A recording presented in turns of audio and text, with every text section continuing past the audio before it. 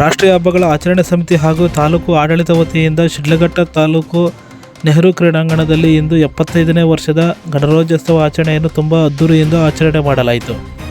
ಈ ಒಂದು ಕಾರ್ಯಕ್ರಮದಲ್ಲಿ ಧ್ವಜಾರೋಹಣವನ್ನು ಸನ್ಮಾನ್ಯ ಶಾಸಕರಾದ BN ರವಿಕುಮಾರ್ ಹಾಗೂ ತಹಶೀಲ್ದಾರ್ ಸ್ವಾಮಿರವರು ನೆರವೇರಿಸಿದರು.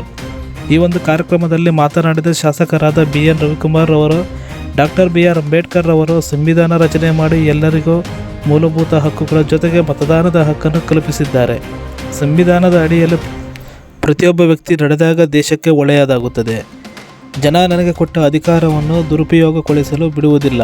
ನಾನು ಹೆಚ್ಚಾಗಿ ವಿದ್ಯಾಭ್ಯಾಸಕ್ಕೆ, ಆರೋಗ್ಯಕ್ಕೆ ಹೆಚ್ಚು ಒತ್ತು ಕೊಡುವುದಾಗಿ ಹೇಳಿರುತ್ತಾರೆ. ಈ ಒಂದು ಸಂದರ್ಭದಲ್ಲಿ ತಹಶೀಲ್ದಾರ್ ಸ್ವಾಮಿ, ಸರ್ಕಲ್ ಇನ್ಸ್ಪೆಕ್ಟರ್ ಶ್ರೀನಿವಾಸ್, ತಾಲೂಕು ಕಾರ್ಯನಿರ್ವಹಣಾಧಿಕಾರಿಗಳಾದ ಮುನಿರಾಜು, ನಗರಸಭೆ ಪೌರಾಯುಕ್ತ ಮಂಜುನಾಥ್, ನಗರಸಭೆ ಅಧ್ಯಕ್ಷರಾದ ಸುಮಿತ್ರಾ ರಮೇಶ್, ಆರೋಗ್ಯಾಧಿಕಾರಿಗಳು ಡಾಕ್ಟರ್ ವೆಂಕಟೇಶಮೂರ್ತಿ, ಕ್ಷೇತ್ರ ಶಿಕ್ಷಣಾಧಿಕಾರಿಗಳು ನರೇಂದ್ರ, ಬಗ್ಮುನಿಯಪ್ಪ, ಭಕ್ತಳ್ಳಿ ಪ್ರತೀಶ್ ಮುಂತಾದವರು ಭಾಗಿಯಾಗಿದ್ದರು. ಸಂವಿಧಾನಕ್ಕಾಗಿ ಇವತ್ತು ಈ ದೇಶದ 140 ಕೋಟಿ ಜನ ನೆಮ್ಮದಿಯಾಗಿ ಜೀವನ ಮಾಡಲಿಕ್ಕಾಗಿ ಈ ದೇಶಕ್ಕಾಗಿ ಹೋರಾಟ ಮಾಡಿ ಪ್ರಾಣವನ್ನು ಅರ್ಪಿಸ್ತಕ್ಕಂಥ ಎಲ್ಲ ಮಹನೀಯರನ್ನು ನಾವು ಸ್ಮರಿಸುತ್ತಾ, ಮುಖ್ಯವಾಗಿ ಮಹಾತ್ಮ ಗಾಂಧೀಜಿಯವರು, ಡಾಕ್ಟರ್ ಅಂಬೇಡ್ಕರ್ ಅವರು ಈ ದೇಶದ 140 ಕೋಟಿ ಜನಕ್ಕೆ ಇವತ್ತು ಮತ ಹಾಕತಕ್ಕಂಥ ಹಕ್ಕು ಕೊಡಿಸಿರ್ತಕ್ಕಂಥ ಡಾಕ್ಟರ್